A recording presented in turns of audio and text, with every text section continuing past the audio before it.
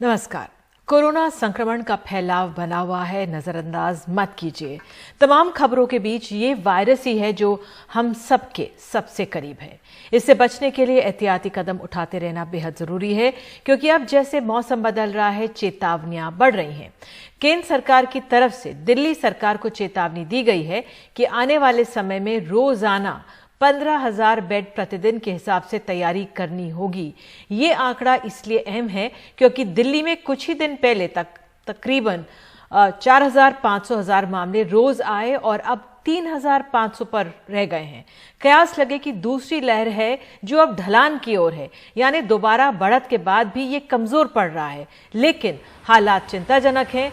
देश भर में अगर डेथ रेट 1.54% है तो दिल्ली में 1.88% है। देश की राजधानी दिल्ली ही नहीं, अब देश भर में अब सर्दी आ रही है और त्योहारों के मौसम ने दस्तक दे रहा है और ऐसे में एहतियात सबसे बड़ी चुनौती होगी। आगे बढ़ने से पहले हमारे सहयोगी शरद शर्मा की रिपोर्ट देखते हैं। क्या दिल्ली में जल्द कोरोना की तीसरी लहर आ सकती है? नीति आयोग के सदस्य डॉक्टर वीके पॉल की अध्यक्षता वाले विशेषज्ञ समूह के दिशा निर्देश पर एनसीडीसी ने जो रिपोर्ट तैयार करके दिल्ली सरकार को दी है, उसमें आने वाले समय में कोरोना के रोजाना 15,000 मामलों के लिए तैयार रहने को कहा गया है। रिपोर्ट में कहा गया है कि सर्दियों में सांस की समस्या और गंभीर होती है। दिल्ली के बाहर से बड़ी संख्या में मरीज आ सकते हैं। दूर से आने वाले मरीज ज्यादा सीरियस हो सकते हैं। इसके साथ ही त्योहार के चलते मामले भी अचानक बढ़ सकते हैं। इसलिए ये सिफारिश की जाती है कि दिल्ली 15,000 पॉजिटिव मामले रोजाना के हिसाब से तैयारी करे और मॉडरेट और गंभीर बीमारी के मरीजों के लिए अस्पताल में इलाज के लिए 20% यानी 3,000 बेड के हिसाब से व्यवस्था करे। हालांकि ये भी बताना जरूरी है कि दिल्ली ने 7 महीने के कोरोना काल में अभी तक एक दिन में अधिकतम 4,473 मामले ही देखे हैं। इसमें कहा गया है कि एक दिन में 15,000 केसेस आ सकते हैं। अभी देखना पड़ेगा क्योंकि केस जो आ रहे हैं, इसलिए 15 दिन का ट्रेंड तो है, डेली कम ही हो रहे हैं, एक दिन भी बढ़े नहीं हैं। तो अभी भी दिल्ली के अंदर 16,000 बेड हैं हमारे पास और ऑक्यूपेंसी 40% है उसकी। तो अगर थोड़ा बढ़ता भी है तो उसके लिए वी कैन हैंडल। 4,500 तक थे, तब भी ठीक से हैंडल हो रहे थे और तब भी हमारी ऑक्यूपेंसी 50-55% तक पहुँची थी। और अगर बढ़ाने की जरूरत पड़ेगी तो फिर करेंगे कोशिश। रिपोर्ट में यह भी कहा गया है कि ज्यादा भीड़ से संक्रमण फैलने का खतरा ज्यादा होता है। इसे हर हाल में रोकना होगा।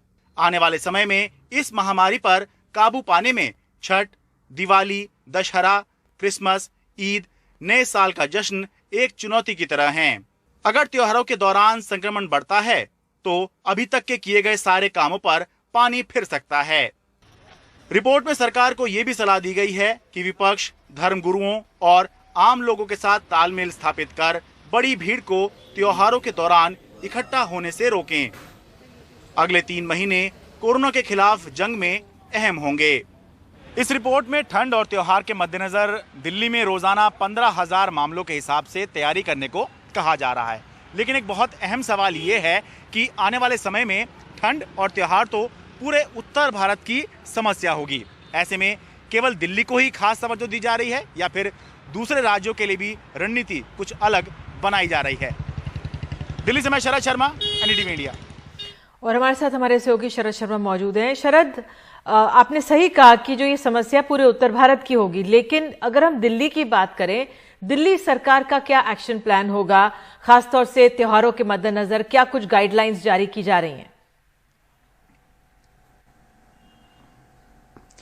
देखिए, गाइडलाइंस तो जो केंद्र सरकार ने जारी की हैं वही गाइडलाइंस हैं और अभी दिल्ली में जो स्थिति है पहले के मुकाबले काफी ठीक नजर आ रही है। जो पॉजिटिविटी रेट है वो 5 और 6% के आसपास घूम रहा है। टेस्टिंग काफी हो गई है। लेकिन यही बात है कि ठंड और जो त्योहार का सीजन है ये आशंका तो जताई जा रही है, लेकिन इसमें किस तरह से केसेस आएंगे और उसके हिसाब से किस तरह से रिस्पॉन्ड करना होगा, ये उसी समय पता चल पाएगा। अभी की जो स्थिति है वो ये है कि दिल्ली में करीब 16,000 टोटल बेड्स हैं और 5400 बेड्स उसमें से अभी भरे हुए हैं, तो अभी के हिसाब से तो ठीक दिख रहा है। लेकिन और ये भी कहा जा रहा है कि अगर कुछ थोड़े बहुत और केसेस बढ़ते हैं तो सरकार जो है उसको हैंडल कर सकती है। लेकिन जो केंद्र सरकार की तरफ से जो रिपोर्ट आई है, पहली बात तो वो डराने वाली है। दूसरा, आप ये देखें कि दिल्ली के अंदर अभी जो पीक गया है, जो दूसरा पीक जिसको मान रहे थे, वो लगभग 4473 केस है और 15,000 केस के लिए कहा जा रहा है। तो एक तो डराने वाला है, और दूसरा कि अगर ये स्थिति आती है तो रोजाना 3,000 बेड हॉस्पिटल में चाहिए होंगे, क्योंकि जितने केस आते हैं वो सारे हॉस्पिटल में नहीं जाते, होम आइसोलेशन और कोविड केयर सेंटर में भी लोगों को भेजा जाता है। तो वो स्थिति क्या दिल्ली में अभी दिल्ली सरकार निपटने के लिए तैयार है? मेरे ख्याल से अभी वो स्थिति से निपटने के लिए दिल्ली सरकार तैयार नहीं है, क्योंकि अभी पहले दिल्ली सरकार को ये मानना होगा कि हाँ, ऐसी स्थिति हो सकती है, इतनी खराब स्थिति हो सकती है, डराने वाली स्थिति हो सकती है, तो तब जाके दिल्ली सरकार जो है इसके लिए तैयारी करेगी। क्योंकि औपचारिक रूप से अभी इस रिपोर्ट को स्वीकार नहीं किया गया है, लेकिन हाँ, ये बात भी तय है कि लगभग जो रिपोर्ट दी गई है उसको ही जो है मान लिया जाएगा। और भी बहुत सारी इस रिपोर्ट के अंदर बातें की गई हैं टेस्टिंग को लेकर और कंटेनमेंट को लेकर। वो सारा ही जब एक्शन प्लान लागू होगा तब हमें देखने को मिलेगा कि दिल्ली सरकार का जो मानना है इस रिपोर्ट के ऊपर वो क्या है, और वो किस तरह से आने वाले दिनों में, त्योहारी सीजन में, ठंड में, और खासतौर से जो दूसरे राज्यों से जो लोग यहां पर आएंगे, और पिछले दिनों हमने देखा कि आईसीयू की दिल्ली में जो दिक्कत हुई थी उसका एक बड़ा कारण था दूसरे राज्यों से आए हुए लोग, तो वो जब आएंगे तो तब किस तरह से दिल्ली जो है वो रिस्पॉन्ड करेगी। बिल्कुल, बहुत बहुत शुक्रिया। उम्मीद यही करते हैं कि अगर चेतावनी आई है, बेहद डराने वाली भले ही हो, लेकिन अपनी दिल्ली सरकार अब कदम उठा सकती है। बहरहाल आपको ये बता दें, कोरोना से मुकाबले के लिए हम कोरोना वॉरियर्स पर निर्भर हैं और उनकी बहुत तारीफ करते हैं, लेकिन हैरत की बात ये होती है जब खबर आती है कि उनको महीने से तनख्वाह नहीं मिली।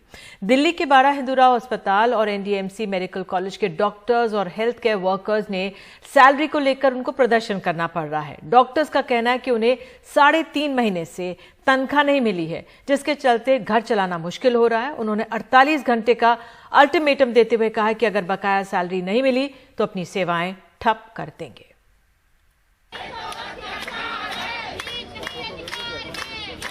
सड़क पर बैठकर नारेबाजी कर रहे ये लोग उत्तरी नगर निगम के बाड़ा हिंदूराव अस्पताल के कोरोना योद्धा है। इनको मरीजों को अस्पताल में छोड़कर सड़क पर आना पड़ा है, क्योंकि पिछले 4 महीनों से इनको वेतन ही नहीं मिला है। डॉक्टरों ने दिल्ली के उपराज्यपाल के निवास तक मार्च की अपील की थी, लेकिन भारी पुलिस बंदोबस्त ने उनको अस्पताल के गेट पर ही रोक दिया। उनके 5 सदस्यों के एक प्रतिनिधि मंडल को उपराज्यपाल को ज्ञापन देने की इजाजत दी गई। डॉक्टरों का कहना है कि इन हालात में वो काम नहीं कर सकते हैं। उन्होंने अपनी मांगे पूरी न होने पर 48 घंटों में कोरोना सेवाएं बंद करने की चेतावनी दी है। फरवरी से 3 महीने से ऊपर का हमारे को बैकलॉग आ रहा है। कितने महीनों से आपकी सैलरी नहीं आई? एट प्रेजेंट हमें लास्ट सैलरी जो थी वो 15 जून की मिली थी, 15 जून तक की, तो लगभग अब 4 महीने हो जाएंगे। और जो हमें अभी भी एमसीडी ऑफिशियल से आश्वासन आया, कर्मचारी से आश्वासन आ रहा है, तो वो यही सुनने में आ रहा है कि 30 नवंबर तक और वेट करना पड़ेगा। 30 नवंबर तक और वेट करना पड़ेगा। कोरोना योद्धाओं का कहना है कि अपनी मांगों पर सुनवाई के लिए इस तरह प्रदर्शन करना अब उनके लिए मजबूरी बनता जा रहा है। मेरा बेटा इस टाइम एमबीबीएस कर रहा है बाहर, उसकी फीस जाती है इतनी। अब ये टाइम आ गया कि हमें दूसरों से लोन लेके और दूसरों से क्रेडिट लेके हमें भेजना पड़ रहा है, क्योंकि बाहर जो बच्चा पढ़ रहा है उसको तो आपको खर्चा भेजना ही भेजना है, और वो खर्चा किससे मांगेगा। लंबे समय से चल रहे प्रदर्शन के बाद आखिरकार उत्तरी नगर निगम के मेयर ने अस्पताल का दौरा किया। उन्होंने सारा दोष दिल्ली सरकार पर मढ़ दिया है। मैं सब चीजों का परवाह न करते हुए इन लोगों के बीच में आया हूँ। जो व्यक्ति अगर संज्ञान लेकर आगे बढ़ के काम कर रहा है उसकी सराहना होनी चाहिए। दिल्ली सरकार इसमें राजनीति कर रही है। हम ये कहना चाहते हैं, मेरे सभी डॉक्टर्स की, सभी नर्सेज की सैलरी समय पे मिलनी चाहिए। हमारा जो बीटीए का पैसा है वो दिल्ली सरकार को जारी करना चाहिए। उसके लिए हम हर तरह का रास्ता अपनाएंगे। दूसरी तरफ दिल्ली सरकार का कहना है कि नगर निगम अपनी नाकामी को छिपाने के लिए उन पर दोष मढ़ रहा है। ये बहुत शर्म की बात है, जो पार्टी डॉक्टरों के लिए ताली और थाली बजाने का नाटक करती है, ढोंग करती है, वो पार्टी एमसीडी के अंदर उन्हीं डॉक्टरों को तनख्वाह के लिए मोहताज कर रही है। हिंदूराव अस्पताल के कोरोना वॉरियर्स की सैलरी को लेकर अब राजनीति तेज हो चुकी है, लेकिन इन डॉक्टर्स को भी अब इस बात का एहसास है कि थालियां बजाकर, फूलों की बारिश करके या फिर दिए जलाकर इन लोगों का घर नहीं चलने वाला। इनका घर तभी चलेगा जब वक्त पर इन्हें इनकी तनख्वाह दी जाए, जो अभी भी किसी के भी द्वारा सुनिश्चित नहीं किया जा रहा है। कैमरा पर्सन सुशील राठी के साथ मैं अक्षय डोंगरे, NDTV इंडिया। और आइए अब सीधे रुख करते हैं राजस्थान का। राजस्थान के सपोटरा में मंदिर की जमीन को लेकर दो गुटों में विवाद हो गया। इस दौरान वहां आग लग गई, जिसमें पुजारी जो थे झुलस गए। घायल को नजदीकी समुदाय केंद्र में भर्ती कराया गया, लेकिन हालत इतनी गंभीर हुई कि उनको जयपुर रेफर किया गया, लेकिन उन्होंने इलाज के दौरान ही दम तोड़ दिया। और इस पर अब राजनीति भी हो रही है, प्रतिक्रियाएं भी आ रही हैं। अपनी सहयोगी के पास चलेंगे, लेकिन पहले सुन लेते हैं केंद्रीय मंत्री प्रकाश जावड़ेकर ने क्या कहा है। राजस्थान में कानून व्यवस्था ध्वस्त हो गई है। राहुल गांधी को बाकी भारत दर्शन करने के बजाय राजस्थान के जिले जिले में जाना चाहिए और वहां ये अपने सरकार से या तो इस्तीफा ले ले या सुधारने के लिए कवायद करें। वो कुछ नहीं करेंगे, केवल राजनीति करेंगे, तो ये राजनीति लोग भी बर्दाश्त नहीं करेंगे। और हमारी सहयोगी हर्षा कुमारी सिंह हमारे साथ मौजूद है। हर्षा, मुख्यमंत्री अशोक गहलोत ने ट्वीट किया है, उन्होंने भी दुर्भाग्यपूर्ण बताया, लेकिन ये पूरा मामला है क्या? पुजारी की इस तरह से मृत्यु कैसे हो गई, क्या क्या और डिटेल्स? देखिए, हमारे पास जो डिटेल है और जो वहां पर पुलिस अधिकारियों से बात करके हमें पता चला है, तो ये जो जमीन थी ये मंदिर माफी की जमीन थी, यानी कि जो गांव के लोग हैं उनका गांव का कुछ हिस्से की जमीन पुजारी को दी जाती है ताकि वो अपना जीवन व्यापन कर सके, और वो जो गांव का मंदिर होता है उसमें पूजा अर्चना करता रहता है, जो जहां पर सब लोग जाते हैं। तो डिस्प्यूट एक्चुअली मंदिर माफी की जमीन को लेकर नहीं था, लेकिन उसके पास में एक प्लॉट था, उसके पीछे एक हिल था, मतलब एक थोड़ी छोटी सी पहाड़ी थी, और वहां पे प्रीस्ट घर बनाना चाहता था। उसने जेसीबी लाकर उसको लेवल भी करवाया था और वहां पे वो घर बनाने वाला था। फिर कुछ जो इस एरिया के लोग हैं उन्होंने उसको ऑब्जेक्शन किया और उन्होंने कहा कि यहां पर हम बनाएंगे। उसके बाद में वो पंच पटेलों के पास भी गया, गांव के जो विलेज एल्डर्स हैं, और उन्होंने कहा कि नहीं, पुजारी को अलाउ करना चाहिए। पुजारी ने कुछ बाजरा जो अभी कटा हुआ था अपनी फसल उस जमीन पर रख दी, लेकिन वहां पर जो दूसरे लोग थे जिनको उसने अपने पर्चा बयान में उनका नाम भी लिखा है, उसका आरोप है कि वो वहां आए और अपना घर बनाने लग गए। तो जब पुजारी वहां पर पहुंचा उनको रोकने के लिए, तब उन्होंने जो पुजारी की जो बाजरा वहां पे पड़ा था उस पर पेट्रोल डाल के आग लगा दिया और उसमें पुजारी भी जल गया है। लेकिन पुजारी ने यह भी आरोप लगाया है कि ना सिर्फ बाजरा पर उसको भी जलाने की कोशिश की थी। और आप जानते हैं कि ये बुधवार की घटना है और कल शाम को उसकी मृत्यु हो गई है। 302 का केस दर्ज हो गया है। जो सबसे मेन अक्यूज्ड है इसमें कैलाश मीणा, उसको पुलिस हिरासत में ले लिया गया है। 5 अन्य आरोपी हैं और अब जो बॉडी है वो वापस गांव जा रही है और वहां पे दाह संस्कार उनका किया जाएगा।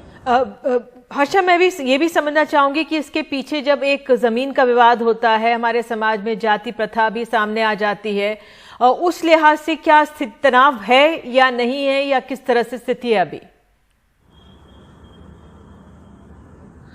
थोड़ी देर पहले ही मैंने वहां पर बात करी है, तो फिलहाल वो बता रहे हैं कि तनाव थोड़ा बहुत है, क्योंकि आप जानते हैं कि जो मीणा कम्युनिटी है बहुत पॉलिटिकली पावरफुल है उस एरिया में, उनका दबदबा रहता है और वो ही अक्यूज्ड है।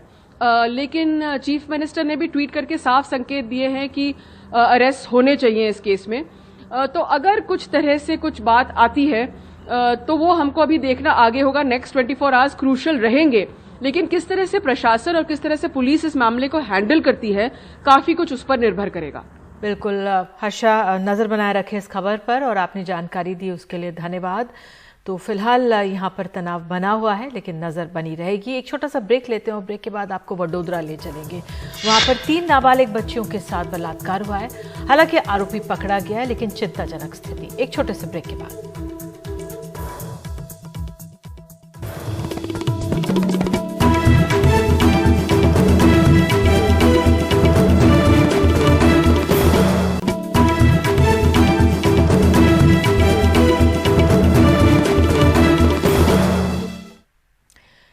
एनसीआरबी के डेटा के अनुसार 2019 में बलात्कार के 32,000 मामले सामने आए। जयपुर में सबसे ज्यादा रेप क्राइम है, रेट है 35.6%। 4,904 मामले बच्चों से जुड़े हैं और 140 मामलों में पीड़ित 6 साल से कम उम्र की है। तो गुजरात के वडोदरा से खबर है, यहाँ पर 3 नाबालिग बच्चों के साथ रेप के मामले में एक 44 साल के शख्स को गिरफ्तार किया गया है। बुधवार को ये जब इनमें से एक बच्ची को गुड टच और बैड टच के बारे में बताया जा रहा था, तभी वो रोने लगी और फिर उसने अपनी टीचर को सब बता दिया। पुलिस के पास मामला पहुंचा तो उस शख्स को गिरफ्तार कर लिया गया है। मकरपुरा पुलिस स्टेशन एरिया में एक बच्ची अपने शिक्षिका के घर पे ट्यूशन क्लास ले रही थी। दौरान गुड टच बैड टच की शिक्षा देते हुए वेरियस एंगल समझाने के दौरान बच्ची ने अपने साथ हुए घटनाक्रम का ब्यौरा अपने टीचर को दिया। टीचर ने उसके माँ बाप का तुरंत संपर्क किया और उन्होंने पुलिस स्टेशन में संपर्क किया। पुलिस ने त्वरित गति से एक टीम बना के जो आरोपी था उसके घर पे रेड की। आरोपी को अरेस्ट कर लिया गया और उसकी पूछताछ के दौरान उसने अन्य 2 नाबालिग बच्चियों के साथ इस प्रकार की का कृत्य किया होने की जो बात कही।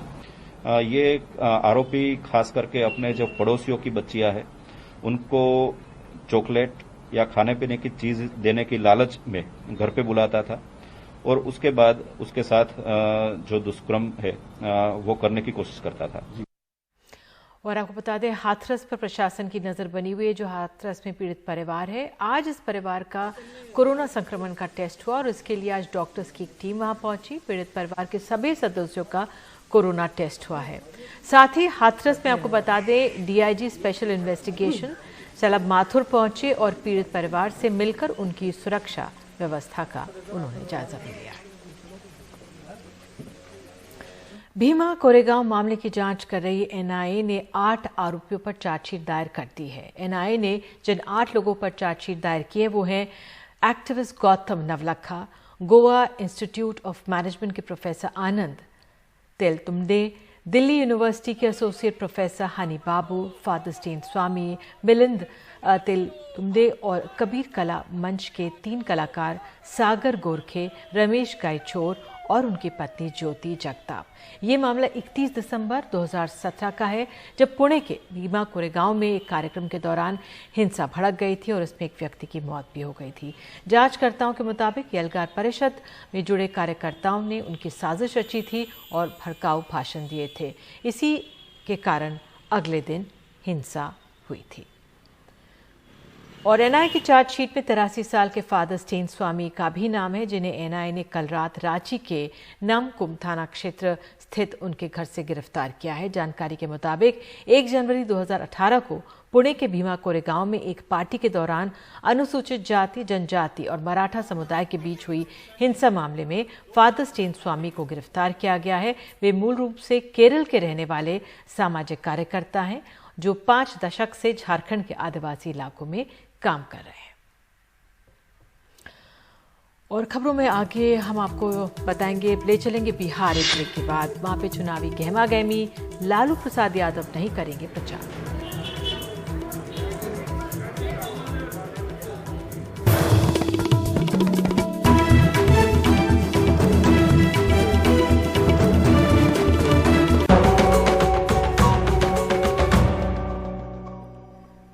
तो बिहार में पिछले 40 वर्षों में पहली बार किसी विधानसभा चुनाव में लालू प्रसाद यादव प्रचार नहीं कर पाएंगे। हालांकि शुक्रवार को यानी उनको एक मामले में जमानत मिली आज, लेकिन अब भी एक आखिरी मामला उनके खिलाफ बचा हुआ है। उनके वकील के अनुसार उन्हें 9 नवंबर को जमानत मिल सकती है, लेकिन तब तक बिहार में तीनों चरणों के मतदान हो चुके होंगे। शुक्रवार को झारखंड हाईकोर्ट ने एक और मामले में राष्ट्रीय जनता दल के प्रमुख लालू यादव को जमानत दे दी, लेकिन 2 वर्षों से ज्यादा समय से रांची की जेल में बंद लालू यादव को अभी 1 महीने और इंतजार करना होगा, जब उनके आखिरी मामले में फैसला आएगा। यानी चुनाव में लालू यादव नहीं रहेंगे, बस उनका नाम रहेगा। प्रचार का भार तेजस्वी यादव के कंधों पर रहेगा। लालू जी इस चुनाव में अनुपस्थित हैं, लेकिन आप देखिएगा लालू जी के ही नाम पर जो है ये चुनाव लड़ा जा रहा है। यहाँ तक कि नीतीश कुमार जी या भारतीय जनता पार्टी 15 वर्षों से गठबंधन बना करके बिहार में राज कर रहे हैं लोग, लेकिन अभी भी यह आत्मविश्वास उनमें नहीं पैदा हुआ है कि अपने काम के बदौलत जो है वो जनता का भरोसा फिर से चौथी बार जो है हासिल कर पाए। नीतीश कुमार बार बार दोहराते हैं कि वो अपने 15 साल बनाम लालू यादव राबड़ी देवी के 15 साल के आधार पर वोट मांगेंगे। इस सोमवार को एनडीए की प्रेस कॉन्फ्रेंस में उन्होंने यही कहा। सबको मालूम है कि हम लोगों का अगर पिछले 15 वर्षों से हम लोग काम कर रहे हैं, 15वां साल है, और उसके पहले 15 साल तक लोगों को काम करने का मौका मिला था, उनके द्वारा क्या किया गया, क्या आर्थिक स्थिति थी, क्या रोजगार था, क्या कानून व्यवस्था की स्थिति थी। जेडीयू जब उस दौर का जिक्र करती है तो जैसे हमेशा एक हिकारत से करती है। नीतीश कुमार जी को फिर चौथी बार, मतलब 15 साल उनको काम करने का मौका दिया, चौथी बार फिर नीतीश कुमार जी को मुख्यमंत्री चुनने का काम करेगा। लालू यादव के रहने से या नहीं रहने से कोई फर्क नहीं पड़ता। बिहार की जनता उनके 15 साल का आतंक राज को देखा है, फिर उस पुरानी दौर में नहीं जाना चाहता बिहार की जनता। लेकिन 2015 में नीतीश की नैया पार लगाने वाले आरजेडी अपने सामाजिक समीकरणों की वापसी के भरोसे है। लालू जी फिजिकली अनुपस्थित है हमारे बीच से, लेकिन हम में से कोई इनकार नहीं कर सकता कि उनकी मौजूदगी हर क्षण है, हर जगह है। लालू जी से लेकर तेजस्वी जी तक एक कंटिन्यूटी है, एक निरंतरता है। उस निरंतरता में लोग बदलाव देख रहे हैं और यकीन दिलाता हूँ 10 नवंबर के बाद एक अन्य मार्ग में आपको अपनी युवा चेहरा मिलेगा। प्रचार के लिए लालू यादव का उपलब्ध न होना महागठबंधन के नेताओं, उम्मीदवारों और कार्यकर्ताओं में मायूसी का एक बड़ा कारण है। लेकिन एनडीए के नेता भी बहुत ज़्यादा खुश नहीं हैं। उनका कहना है कि तेजस्वी यादव के सामने रहने के कारण मतदाताओं के एक बड़े युवा वर्ग को लालू राबड़ी राज की याद दिलाना भाषण में 15 से 20 मिनट चला जाता है। पटना से कैमरामैन हबीब अली के साथ मनीष कुमार, एनडीटीवी इंडिया के लिए।